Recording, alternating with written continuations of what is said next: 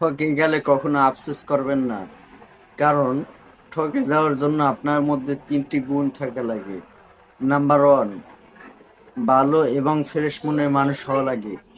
Number 2, সবসময় ভালো চিন্তা ভাবনা করা লাগে।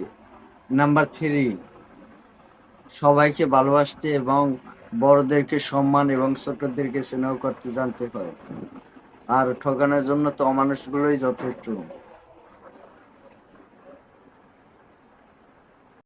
অনেক জায়গায় ঘুরলাম, এলাম, অনেক কিছু দেখলাম, বুঝলাম, শুনলাম।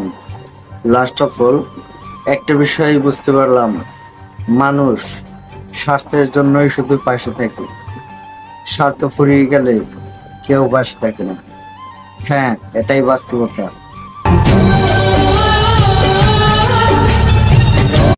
অনেক জায়গায় ঘুরলাম, এলাম, অনেক কিছু দেখলাম, বুঝলাম, শুনলাম।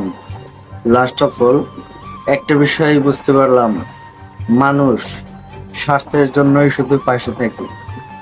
স্বার্থ ফুরিয়ে গেলে কেউ পাশে থাকে না। হ্যাঁ, এটাই বাস্তবতা।